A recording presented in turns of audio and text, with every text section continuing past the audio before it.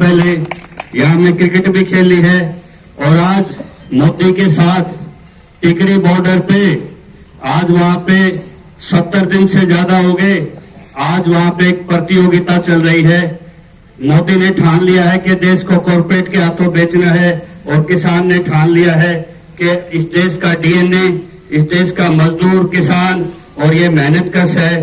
लेकिन अब बात, जैसे भाई साहब ने कहा कि मुद्दा कौन सा बड़ा है, निश्चित तौर पे अब मुद्दों की लड़ाई नहीं रही। रात को देखा होगा आपने 12-1 बजे पीएसी तैनात करके 20-30 उसमें अपने शस्त्रधारी करके साथ दुर्व्यवहार वहां के ये चुनौती दी गई कि या तो चुपचाप सरेंडर हो जाओ, नहीं तो यही लाइट बंद करके इनकाउंटर कर देंगे। तो वो जो आंखों में आंसू था वो सैलाब बन के आज जिस तरह से वापसी हुई आंदोलन में, तो इसी बीच में हमारी नजर यहाँ भी रहती थी। एक धन्यवाद है हमारा रमेश दलाल को दोबारा एक चीज के लिए कि जिस तरह से इन्होंने दैया खाप के प्रधान और 13-14 खापों के प्रधानों को, देखो ये कल्चर को भी जोड़े रखते हैं। और एक चीज हमारी इनकी कॉमन है, आप जमीन की लड़ाई लड़ते हैं, ये रॉयल्टी की लड़ाई भी लड़ते हैं।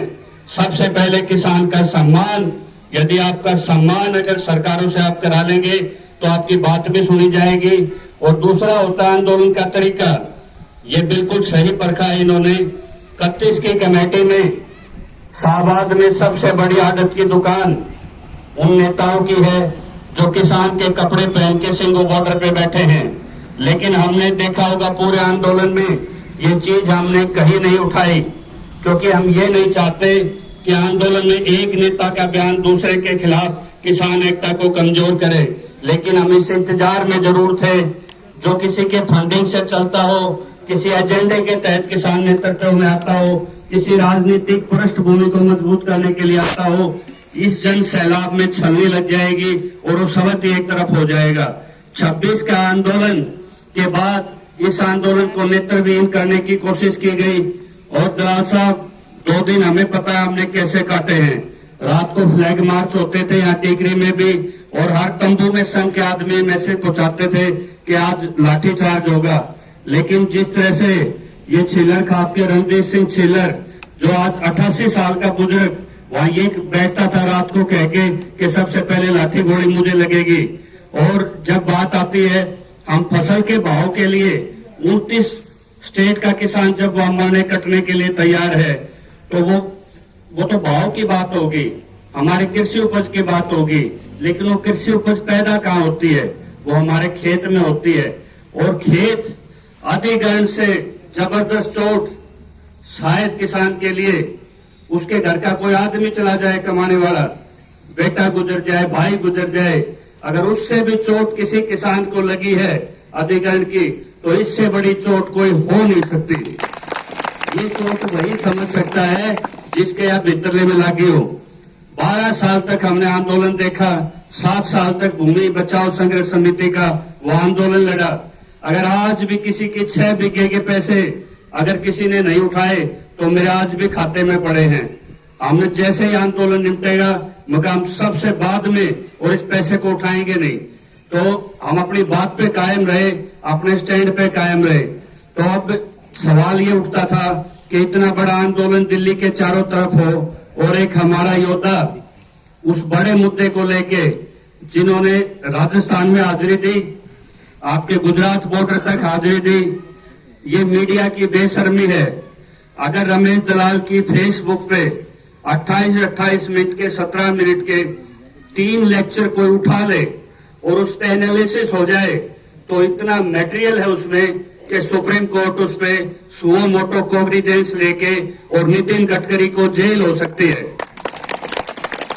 नितिन गडकरी पे और नरेंद्र मोदी पे अगर कोई उस घोटालों को चेन ऑफ एविडेंस के साथ बिल्कुल ये कह के मैं आपको अवसर देता हूं, और जिस तरह से इन्होंने एक चेन एविडेंस दिया है, तो कानून का जानकार होने के साथ साथ अगर आपका दर्द ना होता तो क्या जरूरत थी कि जाखो दे का एक बैठक शुरू किया। तो 38 ऑब्जेक्शन लास्ट के दिन हमने लगा दिया, और वो फाइल जब इस फाइल पे इन्होंने पैरवी की तो डीआरओ के सही बताऊं हार्ट अटैक आ गया था उसके, डीआरओ को एडमिट हो गए, पेंडा छूटा था। ये रणधीर सिंह जी भी बताते हैं, भूमि अधिग्रहण के कानून के नाम पे नेतृत्व आगे आ जाता है, लेकिन उनको कानून की बारीकी बिल्कुल पता नहीं होती।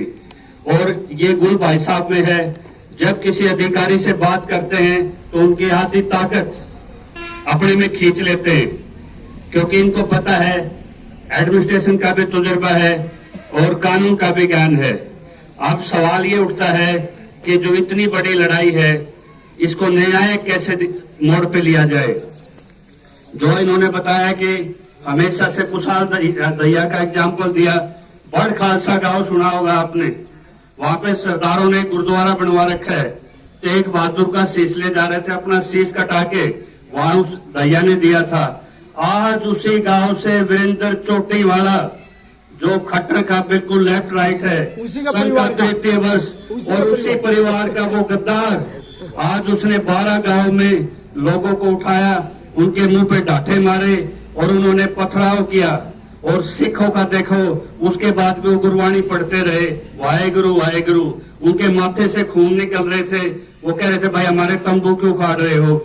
जिस रास्ते से 2 आदमी भी अलाउड नहीं थे, उस रास्ते पे देखा होगा 200 मिसक्रेंट अंदर आ गए। इसी तरह का प्रयोग कल हमारे साथ करने की कोशिश की।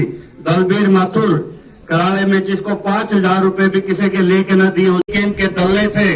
और एक बड़ी कहावत है भाई, जिसने अपनी दादी का निबेरा सतपाल राठी, जो कल तक उड़ा के वो काजू कतली खाया करते, आज भाजपा के, हमें कोई किसी भाई से कोई परहेज नहीं, कोई किसी संगठन में राजनीति करे कोई, लेकिन जब पेट की लड़ाई हो जाए, जब जमात की लड़ाई हो जाए, आंदोलन हो जाए, तो उस टाइम तो अपनी भूमिका स्पष्ट कर देनी चाहिए। और इन्होंने जिस तरह से यहाँ एसपी को ज्ञापन दिया, उसका भी बहिष्कार हुआ।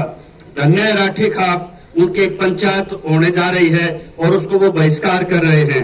और एसीपी महावीर से भी मेरी बात हुई है, दैया खाप की भी बड़ खालसा गांव ने लिखित तौर पे वहां मंच पे दे दिया है कि हमारे गांव से आपको कोई दिक्कत नहीं है, हमारा आपको समर्थन मिलता रहेगा।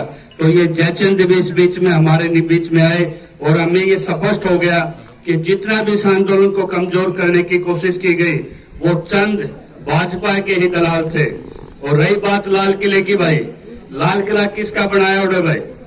लाल किला अंगद पाल ने जब हाथिया पर पत्थर ढोए थे, उसका दरवाजा भी तार के शेरे लाए थे राजस्थान हरियाणा के। अपने राजा सूरजमल का इतिहास याद करो। अरे वो फ्लैग एक्ट में ये रूल है कि सबसे ऊपर तिरंगा लहराएगा, वो कल भी कायम था, उस घटना के टाइम भी कायम था, आज भी कायम है। किसान का गुस्सा था पहुंच गया।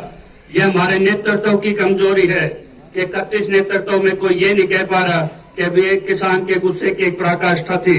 और जो वो लड़का निकला, वो भी सन्नी देओल की, जो उसकी मैनेजमेंट थी चुनाव की, वो देखने वाला वो था, लेकिन उसको कभी सामने नहीं लाएंगे, कहीं वो इनके नाम ही ना खोल दे। तो जो लाखों किसान अगर अपने तिरंगा लगा के जाते हैं, तो तिरंगे का अपमान कर सकते हैं क्या? कारगिल पर जब हमारी जमीन पाकिस्तान ने खोसी, उड़ा डाला ने मोदी तिरंगा जाके, उड़ तो आपके बेटों ने लगाया था साथ देके। अरुणाचल के 2 गांव बसा दिए इनने। अगर मोदी में इतना हिम्मत है, चाइना का नाम लेके दिखा दो, चाइना का नाम नहीं निकलता इससे। 56 इंच की छाती का जब पता लगे, जब वहां पे 15 किलोमीटर 2 गांव बसा रखे हैं चाइना के अरुणाचल प्रदेश में, और वो चुप है। अरे तिरंगा जिसके ऊपर वो जो केसरी रंग है, वो आपकी शहादत, आपके बेटे शहादत देते हैं, किसी का मंत्री का के ऊपर हम सारे उनके अंदर घुसेड़ देना चाहिए और वो जमीन छुड़ा के हमारे किसान भाइयों को दोबारा मिल जाए और इनके अंदर एक भय पैदा हो जाए, क्योंकि वो जमीन धनवान की नहीं है, वो किसान और कमेरे की है। क्योंकि हम खेत और खलिहान को बचाने के लिए निकले हैं, इसलिए हमें खालिस्तानी बोला गया है। और देश को बेचने वाले लोग देशभक्त बन गए। किसान के पास अगर जमीन नहीं रही तो वो भूखा मर जाएगा।